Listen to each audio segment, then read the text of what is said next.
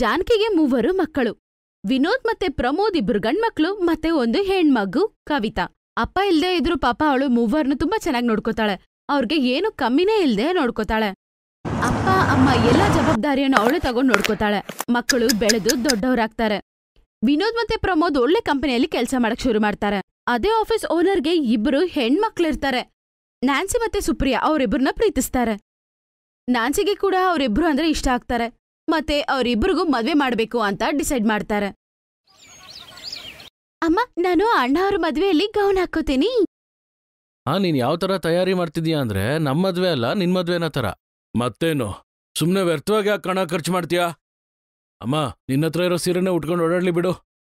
ಅರೇ, ನಿಮ್ಮಿಬ್ಬರ ಒಬ್ಬಳೆ ತಂಗಿ ಅವಳು, ಅಷ್ಟಾದ್ರೂ ಹಕ್ಕು ಅವಳಿಗಿದೆ ಅಲ್ವಾ? ಹಂಗಂತ ಹೇಳಿ ಅವಳ ಸ್ವಂತ ದುಡ್ಡಲ್ಲಿ ಮಗಳಿಗೆ ಗೌನ್ ಇಸ್ಕೊಡ್ತಾಳೆ. ಕೊನೆಗೆ ಮದ್ವೆ ದಿನನೂ ಬರುತ್ತೆ. ಮದ್ವೆ ತುಂಬಾ ಚೆನ್ನಾಗಿ ನಡೆಯುತ್ತೆ. ಮತ್ತೆ ಸೊಸೆಯಂದಿನ ಮನೆಗೆ ಸ್ವಾಗತಿಸ್ತಾರೆ. ಮತ್ತೆ ದಿನ ಹೆಂಗೆ ಕಳೆಯುತ್ತೆ. ಆಗೊಂದಿನ ಹಿಂಗೆ ನನ್ನ ಮಗಳಿಗೆ ಕೂಡ ಒಂದು ಮದ್ವೆ ಮಾಡ್ಬಿಟ್ರೆ ನನ್ನ ಜವಾಬ್ದಾರಿ ಎಲ್ಲ ಮುಗ್ದೋಗ್ಬಿಡತ್ತಪ್ಪ. ಹೆಂಗೋ ನನಗೆ ಆಸ್ತಮಾ ಬೇರೆ ಇದೆ, ಯಾವಾಗ ಏನಾಗತ್ತೆ ಅಂತ ಯಾರು ಗೊತ್ತು. ಆಗ ಜಾನ್ಕಿನ 2 ಸೊಸೆಯಂದ್ರು ಬರ್ತಾರೆ. ಅಮ್ಮ ಮಗಳು ಮಾತಾಡಿದ್ದಾಯ್ತಂದ್ರೆ ಸ್ವಲ್ಪ ಕೆಲ್ಸ ಏನಾದ್ರೂ ಮಾಡಿ. ನಾವ್ ಮಾತ್ರ ಕಿಚನಲ್ಲಿ ನಿಂತ್ಕೊಂಡು ಮನೆ ಕೆಲ್ಸ ಎಲ್ಲ ಮಾಡ್ಬೇಕಾ ಏನೋ? ಇಲ್ಲಪ್ಪ, ಇಲ್ಲ, ನಮ್ ಕೈಲಾಗೋದಿಲ್ಲಪ್ಪ. ಹೋಗಮ್ಮ ಕವಿತಾ, ಕಿಚನಲ್ಲಿ ಪಾತ್ರೆ ಇದೆ, ಅದನ್ನ ಕ್ಲೀನ್ ಮಾಡಿ ಅಡಿಗೆ ಮಾಡಾಯ್ತಾ? ಈ ರೀತಿ ಧನವಂತ ಮನೆಯಿಂದ ಬಂದಿರೋ ಸೊಸೆಗಳು ಇವ್ರಿಬ್ರ ಹತ್ರ ಕೆಲ್ಸ ಮಾಡ್ಸೋದಕ್ಕೆ ಶುರು ಮಾಡ್ತಾರೆ. 2 ಧನವಂತರ ಮಕ್ಕಳು, ಆದ್ರೂ ಮನಸ್ಸಲ್ಲಿ ಅತಿ ಆಸೆ ಹೆಚ್ಚಾಗಿತ್ತು. ರೀ, ಈ ಅತ್ತೆ ಕವಿತಾನ ತುಂಬಾ ಜಾಸ್ತಿ ಪ್ರೀತಿಸ್ತಾರೆ. ನೋಡಿ, ಮೊನ್ನೆ ಏನಾಯ್ತು ಗೊತ್ತಾ? ಅತ್ತೆ ಹತ್ರ ಇರುವ ಬಂಗಾರ ಎಲ್ಲ ಅವಳಿಗೆ ಕೊಟ್ಬಿಟ್ರು. ನನ್ಗೇನ್ ಭಯ ಅಂದ್ರೆ ಆಮೇಲೆ ಒಂದಿನ ಮನೆನೂ ಬರ್ದ್ಕೊಡ್ತಾರೇನೋ ಅಂತ. ಮತ್ತಿನ್ನೇನು, ಫಿಟ್ಟಿಂಗ್ ಇಡೋದೇನೋ ಅಷ್ಟು ಕಷ್ಟ ಏನಿಲ್ಲ ಅಲ್ವಾ? ಅವ್ರವ್ರ ಗಂಡಂದರ ಮನಸ್ಸಲ್ಲಿ ಬೀಜ ಹಾಕ್ಬಿಡ್ತಾರೆ. ಮಾರನೇ ದಿನ ವಿನೋದ್ ಮತ್ತು ಪ್ರಮೋದ್ ಮನೆ ಡಾಕ್ಯುಮೆಂಟ್ಸ್ ತಗೊಂಡು ಅವ್ರ ಅಮ್ಮನ ಹತ್ರ ಬರ್ತಾರೆ. ಅಮ್ಮ, ಈ ಪೇಪರ್ಗಳಲ್ಲಿ ಸೈನ್ ಮಾಡಿ. ಏನಿದು? ಏನ್ ಡಾಕ್ಯುಮೆಂಟ್ಸ್ ಇದು? ಇದ್ರಲ್ಲಿ ಏನಿದೆ ಆದ್ರೆ ನಿಮ್ಮ ಪ್ರಾಪರ್ಟೀಸ್ ಎಲ್ಲ ನಮ್ಮ ಹೆಸರಿಗೆ ಬದಲಾಯಿಸ್ಕೊತಿದೀವಿ. ನನ್ ಪ್ರಾಣ ಇರೋವರೆಗೂ ಅದ್ ನಡೆಯೋದೇ ಇಲ್ಲ. ಅಮ್ಮ, ನನ್ ಬಗ್ಗೆ ಯೋಚನೆ ಮಾಡ್ಬೇಡಿ. ನಾನ್ ಹೆಂಗ ಓದ್ತಿದ್ದೀನಲ್ವಾ, ನನ್ ಕೆಲ್ಸ ನಾನ್ ನೋಡ್ಕೋತೀನಿ. ಇವ್ರಿಗೆ ಮನೆ ಬರ್ದ್ಕೊಟ್ಬಿಡಮ್ಮ. ಹಂಗಂತ ಮಗಳು ಹೇಳಿದ ತಕ್ಷಣ ಸರಿ ಅಂತ ಒಪ್ಕೋತಾಳೆ. ನ್ಯಾನ್ಸಿ ಮತ್ತೆ ಸುಪ್ರಿಯಾ ಕನಸು ನಿಜ ಆಯ್ತು ಅಂತ ಸಂತೋಷ ಪಡ್ತಾರೆ. ಒಂದಿನ 2 ಅಣ್ಣ ತಮ್ಮಂದಿರು ಕೆಲ್ಸದ ಮೇಲೆ ಬೇರೆ ಊರಿಗೆ ಹೋಗಿರ್ತಾರೆ. ಆಗ ಮನೇಲಿ ಸೊಸೆಯಂದಿರು ಕಿಟ್ಟಿ ಪಾರ್ಟಿಗೆ ಹೋಗ್ತಾರೆ. ಸಡನ್ ಆಗಿ ಜಾನಕಿಗೆ ಮೈ ಹುಷಾರಿರೋದಿಲ್ಲ. ಅಯ್ಯೋ, ಏನು ಅತ್ತೆಂದ್ರು ಫೋನ್ ಪಿಕ್ ಮಾಡ್ತಿಲ್ಲ ಅಲ್ವಾ? ಅಮ್ಮ, ಯೋಚನೆ ಮಾಡ್ಬೇಡ, ನಾನ್ ನಿನ್ನ ಈಗ್ಲೇ ಹಾಸ್ಪಿಟಲ್ ಕರ್ಕೊಂಡು ಹೋಗ್ತೀನಿ ಹಂಗಂತ ಹೇಳಿ ಆಚೆ ಆಟೋ ಕರ್ಕೊಂಬರಕ್ಕಂತ ಹೋಗ್ತಾಳೆ. ಅದೇ ಸಮಯದಲ್ಲಿ ಅವ್ರಮ್ಮ ಕೂಡ ತೀರ್ಕೊಂಡ್ಬಿಡ್ತಾರೆ. ಪಾಪ, ಅವಳು ತುಂಬಾನೇ ಅಳ್ತಾಳೆ. ಅವಳಮ್ಮ ತೀರ್ಕೊಂಡಿರೋದು ತಡ್ಕೊಳಕ್ಕೆ ಆಗಲ್ಲ. ಆದ್ರೆ ಇನ್ನೂ ಅವಳು ಕಷ್ಟ ತೀರ ಹೋಗಿಲ್ಲ. ಅವ್ರ ಅತ್ಕೇಂದ್ರ ಈ ತರ ಮಾಡ್ತಾರಂತ ಅವಳು ಕನ್ಸಲ್ಲೂ ಅನ್ಕೊಂಡಿರಲ್ಲ. ಇಲ್ಲ, ನಾನ್ ಈ ಮನೆ ಬಿಟ್ಟು ಎಲ್ಲೂ ಹೋಗೋದಿಲ್ಲ. ಈ ಮನೇಲಿ ನನ್ನ ಅಮ್ಮನ ಜ್ಞಾಪಕ ಇದೆ. ಆದ್ರೆ ನೀನು ನಮ್ ಜೊತೆ ಈ ಮನೇನ ಬಿಟ್ಟು ಆಚೆ ಬರ್ಲೇಬೇಕು. ಯಾಕಂದ್ರೆ ಮನೇನ ನಾವು ಮಾರ್ಬಿಟ್ವಿ. ಯಾಕಂಗ್ ಮಾಡಿದ್ರೆ ಅತ್ತಿಗೆ, ಪ್ಲೀಸ್, ನಾನಿರೋವರೆಗೂ ಈ ಮನೇನ ಮಾರೋದಕ್ಕೆ ನಾನ್ ಬಿಡೋದಿಲ್ಲ. ನೋಡು, ಅದನ್ ಬಿಟ್ರೆ ನಿನಗೆ ಬೇರೆ ಆಪ್ಷನ್ನೇ ಇಲ್ಲ. ನಿಮ್ ಅಣ್ಣಂದ್ರ ಹೆಸರಲ್ಲಲ್ವಾ ಈ ಮನೆ ಇರೋದು? ಆದ್ರೆ ಡಾಕ್ಯುಮೆಂಟ್ ಅಲ್ಲಿ ಆ ಮನೆ ಬರೀ ಅವ್ರ ಅಣ್ಣಂದ್ರಿಗೆ ಬರ್ಕೊಟ್ಟಿರ್ತಾರೆ. ಕವಿತಾ ಹೆಸರಿರಲ್ಲ. ಪಾಪ ಕವಿತಾ ಬೇಜಾರಾಗಿರ್ತಾಳೆ. ಅವಳ ಕೈಯಲ್ಲಿ ಏನು ಮಾಡಕ್ಕಾಗೋದಿಲ್ಲ. ಅವ್ರ ಅತ್ತಿಗೆ ಜೊತೆನೆ ಹೋಗ್ಬಿಡ್ತಾಳೆ. ಇವಾಗ್ಲೂ ಅಮ್ಮನ ಬಗ್ಗೆ ಯೋಚನೆ ಮಾಡಿ ಅಳ್ತಾ ಇರ್ತಾಳೆ. ಅರೇ, ಈ ಅಳೋದನ್ನ ನೀನ್ ಯಾವಾಗಮ್ಮ ತಾಯಿ ನಿಲ್ಲಿಸ್ತೀಯ? ಇವಾಗ ಫಸ್ಟ್ ಅಳೋದನ್ನ ನಿಲ್ಸಿ ಮನೆ ಕೆಲ್ಸ ಮಾಡಮ್ಮ. ಇನ್ನು ಎಷ್ಟ್ ದಿನ ಕುತ್ಕೊಂಡ್ ತಿಂತೀಯಾ? ಫಸ್ಟ್ ಎದ್ದಳು. ಕಿಚನಲ್ಲಿ ಪಾತ್ರೆ ಬಿದ್ದಿದೆ, ಹೋಗದನ್ ತೊಳಿ. ಮತ್ತೆ ಬಟ್ಟೆ ಕೂಡ ಹೋಗಿ. ಆದ್ರೆ ಫಸ್ಟ್ ಬ್ರೇಕ್ಫಾಸ್ಟ್ ಪ್ರಿಪೇರ್ ಮಾಡ್ಬಿಟ್ಟು ಆಮೇಲೆ ಬೇರೆ ಕೆಲ್ಸ ಮಾಡು. ಒಂದ್ ವೇಳೆ ನಾನ್ ಒಪ್ಕೊಂಡಿಲ್ಲ ಅಂದ್ರೆ ಇವರಿಬ್ರು ನನ್ನ ಮನೆಯಿಂದ ಕಳ್ಸ್ಬಿಡ್ತಾರೆ. ನಾನೇನ್ ಮಾಡ್ಲಿ? ಕವಿತಾ ಪಾಪ ಎಲ್ಲ ಕೆಲ್ಸ ಮನೇಲಿ ಮಾಡ್ತಾ ಇದ್ಲು. ಟೈಮ್ ಸಿಗ್ದಾಗೆಲ್ಲ ಅವಳು ರಾತ್ರಿ ಕುತ್ಕೊಂಡು ಓದ್ತಾ ಇದ್ಲು. ಒಂದಿನ ಅವ್ರ ಅಣ್ಣಂದಿರ ಬಿಸ್ನೆಸ್ ಪಾರ್ಟಿ ಒಂದಿತ್ತು. ಆವಾಗ ದೊಡ್ಡ ದೊಡ್ಡ ಕ್ಲೈಂಟ್ಸ್ ಅಲ್ಲಿಗೆ ಬಂದಿರ್ತಾರೆ. ಅವರ ವೈಫ್ಸ್ ಕೂಡ ಬಂದಿರ್ತಾರೆ. ಎಲ್ಲ ಕವಿತಾನೇ ನೋಡ್ಕೋತಾಳೆ. ಆವಾಗ ಪಾರ್ಟಿಯಲ್ಲಿ ಒಬ್ರು ಕೇಳ್ತಾರೆ, ಈ ಹುಡ್ಗಿ ಯಾರು ನ್ಯಾನ್ಸಿ? ಇವ್ರ ನಮ್ ಮನೆ ಕೇಳಿಸ್ದವಳು. ಅದನ್ನ ಕೇಳಿಸ್ಕೊಂಡು ಅಲ್ಲಿಂದ ಹೋಗ್ಬಿಡ್ತಾಳೆ. ತುಂಬಾ ಬೇಜಾರಾಗ್ತಾಳೆ. ಯಾರತ್ರನೂ ಏನು ಹೇಳೋದಿಲ್ಲ. ಆದ್ರೆ ಎಲ್ಲಿರೋದು ಅಂತ ಅವಳಿಗೆ ಗೊತ್ತಾಗಿಲ್ಲ. ಅದರಿಂದ ಫುಟ್ಪಾತ್ ಅಲ್ಲೇ ಇರಕ್ ಶುರು ಮಾಡ್ತಾಳೆ. ಭಿಕ್ಷೆ ಬೇಡಿ ಜೀವನ ಸಾಗಿಸ್ತಾಳೆ. ಆದ್ರೆ ಓದನ್ನ ಮಾತ್ರ ಬಿಡೋದಿಲ್ಲ. ಹಿಂಗೆ ಸಮಯ ಕಳೆದು ಹೋಗತ್ತೆ. ಅವಳು ಕಷ್ಟಪಟ್ಟು ಓದಿದ್ರಿಂದ ಅವಳು SSC ಎಕ್ಸಾಮ್ ಪಾಸ್ ಆಗ್ತಾಳೆ. ಈಗ ಭಿಕ್ಷೆ ಬೇಡ್ತಿದ್ದ ಈ ಹುಡುಗಿ ಇನ್ಕಮ್ ಟ್ಯಾಕ್ಸ್ ಆಫೀಸರ್ ಆಗಿದ್ದಾಳೆ. ಹಿಂಗೆ ಸಮಯ ಕಳೆಯುತ್ತೆ. ಒಂದಿನ, ಅಯ್ಯೋ ದೇವ್ರೇ, ನಾವೆಲ್ಲ ನಾಶ ಆಗ್ಬಿಟ್ವಿ ಬಿಡು. ಏನಾಯ್ತು? ಯಾಕಂಗ್ ಕಿರ್ಚ್ತಾ ಇದ್ಯಾ? ಅಯ್ಯೋ, ನಮ್ಮ ಹಸ್ಬೆಂಡ್ ಆಫೀಸಲ್ಲಿ ರೈಡ್ ನಡೆದಿದ್ಯಂತೆ. ಗಾರ್ಡ್ ಫೋನ್ ಮಾಡಿದ್ದ. ಇವಾಗ ಅವ್ರು ಇಲ್ಲಿಗೆ ಬರ್ತಿದಾರಂತೆ. ಇವ್ರು ಏನ್ ಕೆಲಸ ಮಾಡ್ತಿದ್ದಾರೆ ಅಂತ ನಮ್ಗೇನ್ ಗೊತ್ತು. ಇವಾಗ ಟೀಮ್ ಇಲ್ಲಿಗೆ ಬಂದು ಏನ್ ಮಾಡ್ತಾರೋ ಏನೋ ಗೊತ್ತಿಲ್ಲ. ಹಾ, ನಾವಿವಾಗ ಎಲ್ಲಿ ಹೋಗೋದು? ಫುಟ್ಪಾತ್ಗೆನೆ. ಯಾರ ಶಾಪನೋ ಏನೋ. ಇವಾಗ ನಾವೇನ್ ಮಾಡೋದು ಅರ್ಥ ಆಗ್ತಿಲ್ಲ ನನ್ಗೆ. ಆಗ ಪೊಲೀಸ್ ಅಲ್ಲಿಗೆ ಬಂದು ಅವರ ಮನೆನ ಕೂಡ ಸೀಲ್ ಮಾಡ್ಬಿಡ್ತಾರೆ. ಈಗ ಅವರು ಬೀದಿಗೆ ಬಿದ್ದಿರ್ತಾರೆ. ಮತ್ತೆ ಇನ್ನೊಂದು ಕಡೆ ಕವಿತಾ ಸರ್ಕಾರಿ ಮನೆಯಲ್ಲಿರ್ತಾಳೆ. ಅದು ಮಾತ್ರ ಅಲ್ಲದೆ ಈ ನ್ಯೂಸ್ ಅನ್ನ ನೋಡಿದ ತಕ್ಷಣ ಅವಳು ಪಾಪ ತಡ್ಕೊಳಕ್ಕೆ ಆಗಿಲ್ಲ. ಅವಳು ಆ ಕಡೆ ಹೋಗ್ತಾ ಇರ್ತಾಳೆ. ಆಗ ಅವ್ರ ಅತ್ತಿಗೆಯಂದಿರು ಫುಟ್ಪಾತ್ ಮೇಲೆ ಕೂತಿರೋದನ್ನ ನೋಡ್ತಾಳೆ. ಅತ್ಗೆ, ನೀವಿಬ್ರು ಇಲ್ಲೇನ್ ಮಾಡ್ತಿದ್ದೀರಾ? ಇದೆಲ್ಲ ಹೆಂಗಾಯ್ತು? ಇವಾಗ್ಲೇ ನ್ಯೂಸ್ ಪೇಪರಲ್ಲಿ ನಾನು ನಡೆದ ಎಲ್ಲ ವಿಷಯವನ್ನು ಓದ್ದೆ. ಇದೆಲ್ಲ ನಮ್ಮ ಕರ್ಮ ಅಮ್ಮ, ನಮ್ಮ ಕರ್ಮ. ನಾವು ಮಾಡಿರೋ ತಪ್ಪಿಂದಾನೇ ಇದೆಲ್ಲ ನಡೆಯಿತು ಅಲ್ವಾ? ನಿನಗ್ ಮಾಡಿರೋ ಅನ್ಯಾಯ ಅಮ್ಮ ಇದೆಲ್ಲ. ದಯವಿಟ್ಟು ನೀನು ಕ್ಷಮಿಸಮ್ಮ, ನಮ್ಮನ್ನ ಕ್ಷಮಿಸು. ನೀವು ಅಳೋದ್ ನಿಲ್ಸಿ, ಏನು ಯೋಚನೆ ಮಾಡ್ದೆ ನನ್ ಜೊತೆ ನನ್ ಮನೆಗ್ ಬನ್ನಿ. ನಿನ್ನ ಗಾಡಿ, ನಿನ್ನ ಮನೇನ? ಆಹಾ, ನಾನೊಂದು ಇನ್ಕಮ್ ಟ್ಯಾಕ್ಸ್ ಆಫೀಸರ್. ಅನ್ನೊಂದನ್ನ ಆಚೆ ತಗೊಂಬರಕ್ಕೆ ನಾನೇನಾದ್ರೂ ಮಾಡ್ತೀನಿ. ಆಗ ಅವರಿಬ್ರು ಅವಳನ್ನ ಹಗ್ ಮಾಡ್ಕೋತಾರೆ. ಅವರಿಬ್ರನ್ನ ಕೂಡ ಆಚೆ ಕರ್ಕೊಂಡ್ ಬರ್ತಾರೆ. ಮತ್ತೆ ಅವರಿಬ್ರು ಪ್ರಾಮಿಸ್ ಮಾಡ್ತಾರೆ, ಇನ್ಮೇಲೆ ನಿಯತ್ತಾಗಿ ಕೆಲ್ಸ ಮಾಡ್ತೀವಂತ. ಧನವಂತರ ಮನೆ ಮಕ್ಕಳು ಇವಾಗ ಬಡ ಮನೆಯ ಮಗಳಿಂದ್ಗಡೆ ನಿಂತಿದ್ದಾರೆ. ಯಾಕಂದ್ರೆ ಇವಾಗ ಬಡ ಮನೆ ಮಗಳೇ ಅವರಿಬ್ಬರನ್ನು ಕಾಪಾಡಿರ್ತಾಳೆ.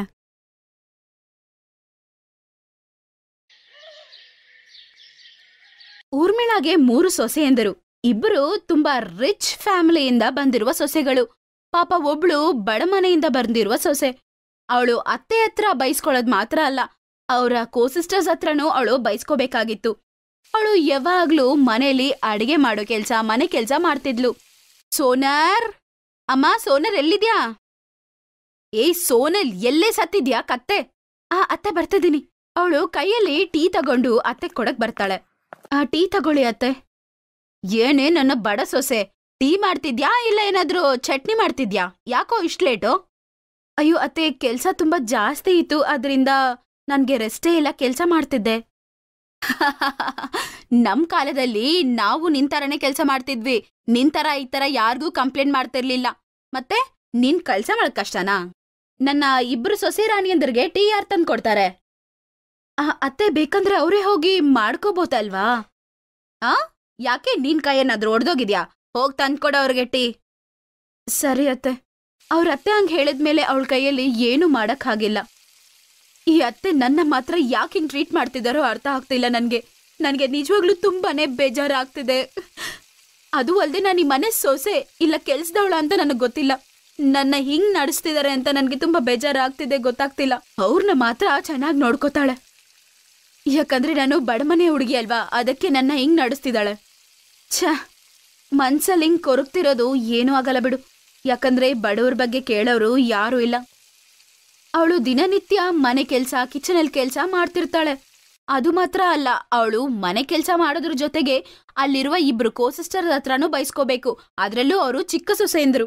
ಸಮಯದ ಜೊತೆಗೆ ಅವ್ರಿಗೆ ಚಳಿನೂ ಜಾಸ್ತಿ ಆಗತ್ತೆ. ಊರ್ಮಿಳಾ ಜೊತೆ ಕುತ್ಕೊಂಡು 2 ಸೊಸೆಯಂದ್ರು ಈಗಂತ ಅಂತಾರೆ, ಅತ್ತೆ ಚಳಿಗಾಲ ಬಂದ್ಬಿಟ್ಟಿದೆ, ಅದೇ ನಿಮ್ಗೆ ಗೊತ್ತಲ್ವಾ ನನ್ಗೆ ಚಳಿ ಅಂದ್ರೆ ಆಗೋದಿಲ್ಲ ಅಂತ. ಅದಕ್ಕೆ ಡ್ಯಾಡಿಗೆ ಹೇಳಿ ನಮ್ 4 ಜನಗೆ ಹೀಟರ್ ತಗೊಳಕ್ ಹೇಳಿದೀನಿ, ನಾವು ಆರಾಮಾಗಿ ಮಲ್ಕೋಬಹುದು.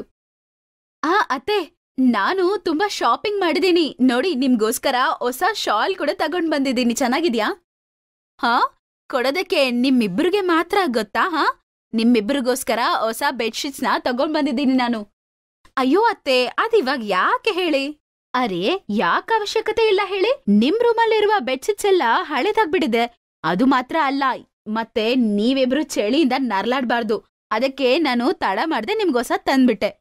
ಮತ್ತೆ ಏನು, ನಿಮ್ ಅತ್ತೆ ಹತ್ರ ದುಡ್ಡೇನ್ ಕಡಿಮೆ ಇದೆ ಅಂತ ಅನ್ಕೊಂಡ್ರಾ? ಆಗ ಸೋನಲ್ ಊರ್ಮಿಳಾ ಹತ್ರ ಅಂತಾಳೆ, ಅತ್ತೆ ಅವರಿಬ್ರಿಗೂ ನೀವು ಬೆಡ್ಶೀಟ್ಸ್ ತಂದಿದ್ದೀರಾ ಅಂದ್ರೆ ನನ್ಗೂ ದಯವಿಟ್ಟು ಒಂದು ತಂದ್ಕೊಡಿ. ಇವಾಗ ತುಂಬಾ ಚಳಿ ಜಾಸ್ತಿ ಆಗ್ತಿದೆ, ನನ್ಗೆ ಕೆಲ್ಸ ಮಾಡಕ್ಕೂ ಆಗಲ್ಲ. ಅದು ಅಲ್ದೆ ನ್ಯೂಸಲ್ಲಿ ಈ ಸಲ ಚಳಿ ಜಾಸ್ತಿ ಇರತ್ತೆ ಅಂತ ಹೇಳಿದ್ದಾರೆ. ಏನೇ ಬಡ ಸೊಸೆ, ಏನು ಊರ್ಮಿಳಾ ಹತ್ರ ಗಿಡ ಇದೆ ಅನ್ಕೊಂಡ್ಯಾ? ಅದೇ ದುಡ್ಡು ಬಿಡೋ ಗಿಡ. ನಿನ್ಗೀಸ್ಕೊಡೋಳಿಲ್ ಯಾರೂ ಇಲ್ಲ. ಆದ್ರೆ ಅತ್ತೆ, ನೀವಿವಾಗ್ಲೇ ಹೇಳ್ತಿದ್ರಿ ನಿಮ್ಮತ್ರ ತುಂಬಾ ಜಾಸ್ತಿ ದುಡ್ಡಿದೆ ಅಂತ. ಬೆಂಕಿ ತರ ಉರಿತಿರುವ ಊರ್ಮಿಳನ ಕೋಪದಲ್ಲಿ ಇವರಿಬ್ರು ಇನ್ನೂ ಸ್ವಲ್ಪ ಕೆರೋಸಿನ್ನ ಹಾಕ್ತಾರೆ. ಏನತ್ತೆ, ಇವಳು ಸ್ವಲ್ಪ ಮಾತು ಜಾಸ್ತಿ ಆಡಕ್ ಶುರು ಮಾಡ್ಬಿಟ್ಟಿದ್ದಾಳೆ. ಮಾತಿಗ್ ಮಾತು ಕೊಡ ಚೆನ್ನಾಗ್ ಕಲ್ತಿದ್ದಾಳೆ ಇವಳು. ಊರ್ವಶಿ, ನೀನೇನ್ ದೊಡ್ಡ ಸೆಲೆಬ್ರಿಟಿ ಅಲ್ಲ ನಾನ್ ನಿನ್ಗೆ ಸೇವೆ ಮಾಡೋದಕ್ಕೆ. ಅಯ್ಯೋ, ನೋಡಿದ್ರ ಅತ್ತೆ ಹೆಂಗ್ ಮಾತಾಡ್ತಿದ್ದಾಳೆ ಅಂತ ಈ ನಿನ್ನ ಬಡವ ಸೊಸೆ. ಇವಳಿಗೆ ತಿಂದು ತಿಂದು ಗೊಬ್ಬು ಜಾಸ್ತಿ ಆಗ್ಬಿಟ್ಟಿದೆ. ಕೆಲ್ಸ ಮಾಡ್ಬೇಕಂದ್ರೆ ಇವಳಿಗೆ ಕೈಕಾಲು ಮೈ ನೋವು ಬರತ್ತೆ, ಆದ್ರೆ ಮಾತಾಡೋದಕ್ ಮಾತ್ರ ಇವಳಿಗೆ ಬಾಯಿ ನೋವು ಬರೋದಿಲ್ಲ. ಹಂಗಂತ ಹೇಳಿ ಊರ್ಮಿಳಾ ಅಲ್ಲಿಂದ ಹೋಗ್ಬಿಡ್ತಾಳೆ. ಆಗ ತಾನ್ಯಾ ಹೀಗಂತಾಳೆ, ಏನಮ್ಮ ಬಡ ಸೊಸೆ, ನೀನು ಎಷ್ಟೇ ನಾಟಕ ಮಾಡಿದ್ರು ನಮ್ ಜಾಗಕ್ಕೆ ನೀನ್ ಬರಕ್ಕಾಗಲ್ಲ. ನಾವು ಕೋಹಿನೂರ್ ಡೈಮಂಡ್ಗಳು, ನೀನು ಬಿಕಾರಿ ಕಣೆ, ನೀನು ಬಿಕಾರಿ. ಹೇಳ್ತಿದ್ದೀನಲ್ಲ, ಜ್ಞಾಪಕ ಇಟ್ಕೋ. ಇದೇ ರೀತಿ ದಿನ ಕಳೀತಿರುತ್ತೆ. ಅದ್ರ ಜೊತೆಗೆ ಚಳಿ ಕೂಡ ಹೆಚ್ಚಾಗ್ತಿರುತ್ತೆ. ಒಂದ್ ಕಡೆ ರಿಚೆಸ್ಟ್ ಸೊಸೆಗಳು ತುಂಬಾ ಸುಖವಾಗಿ ನಿದ್ದೆ ಮಾಡ್ತಿರ್ತಾರೆ. ಪಾಪ ಇನ್ನೊಂದು ಕಡೆ ಬಡವ ಸೊಸೆ ಕಷ್ಟ ಪಡ್ಕೊಂಡು ಚಳಿಯಲ್ಲಿ ನರ್ಲಾಡ್ತಾ ಇರ್ತಾಳೆ. ಮಾರನೇ ದಿನ ಬೆಳಗ್ಗೆ ಅವಳು ಎದ್ದು ಅವಳು ಕೆಲ್ಸ ಎಲ್ಲ ಮಾಡಕ್ ಶುರು ಮಾಡ್ತಾಳೆ. ಮತ್ತೆ ಪಾತ್ರೆ ತೊಳೆಯೋಣ ಅಂತ ಸಿಂಕ್ ಹತ್ರ ಹೋದಾಗ ನೀರಲ್ಲಿ ಕೈ ಇಟ್ರೆ ಅವಳಿಗೆ ತುಂಬಾ ಚಳಿ ಆಗ್ಬಿಡುತ್ತೆ. ಆಗ ಅವಳು ಊರ್ಮಿಳಾನ ರೂಮ್ಗೆ ಹೋಗ್ತಾಳೆ. ಅಲ್ಲಿ ಅವಳು ಸುಖವಾಗಿ ಬೆಡ್ ಮೇಲೆ ಕುತ್ಕೊಂಡು ಹೀಟರ್ ಹಾಕೊಂಡ್ ಮಜಾ ತಗೋತಾ ಇರ್ತಾಳೆ. ಆಗ ಊರ್ಮಿಳಾ ಹೇಗಂತಾಳೆ, ಏನೇ ಸೊಸೆ, ಆ ಕಡೆ ಈ ಕಡೆ ನೋಡ್ತಿದ್ಯಾ? ನನ್ ರೂಮಲ್ಲಿ ಏನಾದ್ರೂ ಕಳ್ತನ ಮಾಡಕ್ ಬಂದಿದ್ಯಾ? ಇಲ್ಲ ಅತ್ತೆ, ನೀರ್ ಬಿಸಿ ಮಾಡುವ ಮೆಷಿನ್ ಹುಡುಕ್ತಿದ್ದೆ.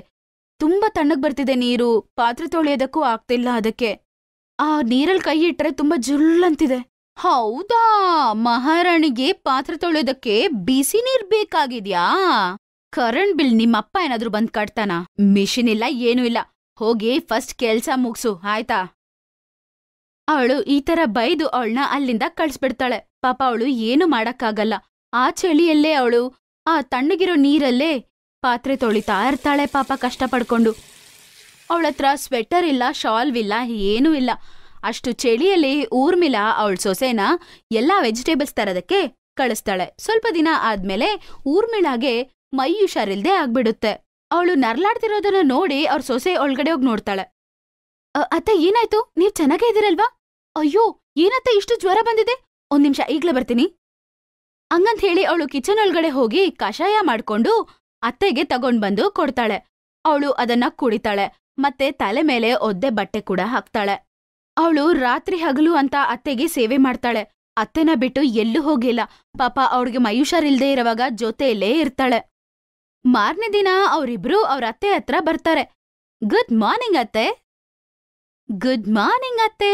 ಯಾಕತ್ತೆ, ನಿಮ್ ಮುಖ ಯಾಕಂಗ್ ಸಪ್ಪಗಿದೆ? ಅತ್ತೆಗೆ ಮೈ ಹುಷಾರಿಲ್ಲ, ರಾತ್ರಿಯಿಂದ ಜ್ವರ ಜಾಸ್ತಿ ಇತ್ತು. ಅಯ್ಯೋ ಊರ್ವಶಿ, ಬಾ ಇಲ್ಲಿಂದ ಹೋಗ್ಬಿಡೋಣ, ನಮ್ಗೂ ಫ್ಲೂ ಬಂದ್ಬಿಡುತ್ತೆ ಮತ್ತೆ. ಆಮೇಲೆ ಆ ರಿಚೆಸ್ಟ್ ಸೊಸೆಗಳು ಅಲ್ಲಿಂದ ಹೋಗ್ಬಿಡ್ತಾರೆ. ಆಗ ಊರ್ಮಿಳಾಗೆ ಚಪ್ಲಿಯಲ್ಲಿ ಒಡ್ದಂಗ್ ಆಗುತ್ತೆ. ನೀವಿಬ್ರು ನನ್ನ ಆರೋಗ್ಯ ಹೆಂಗಿದೆ ಅಂತ ಕೇಳಕ್ ಬಂದಿದ್ದೀರಾ ಅಂತ ಅನ್ಕೊಂಡೆ, ಆದ್ರೆ ನಿಮ್ ಲೆವೆಲ್ ಏನಂತ ನನ್ಗಿವಾಗ ಅರ್ಥ ಆಯ್ತು. ಸೋನಲ್, ನನ್ನ ಕ್ಷಮ್ಸು ತಾಯಿ. ಯಾವಾಗ್ಲೂ ನಾನ್ ನಿನ್ನ ತಪ್ಪಾಗ್ ತಿಳ್ಕೊಂಡೆ, ಮತ್ತೆ ನೀನ್ ಬಡವಳಂತ ನೀನ್ ಅವಮಾನ ಮಾಡ್ದೆ.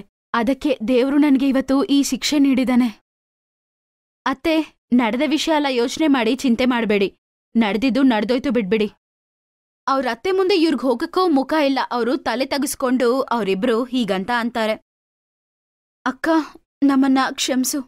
ನಿನ್ನನ್ನ ನಾವು ತುಂಬಾ ಬೈದ್ವಿ, ನಾವು ತುಂಬಾ ತಪ್ಪು ಮಾಡ್ಬಿಟ್ವಿ.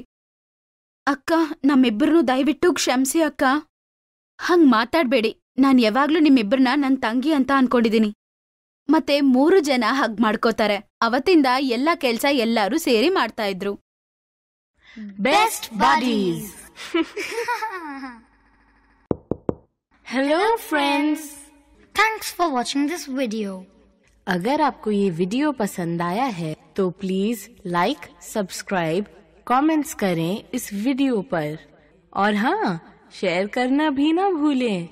और भी मजेदार वीडियो देखने के लिए नीचे दिए गए बेल आइकॉन को दबाएं। देखते रहिए बेस्ट बडीज।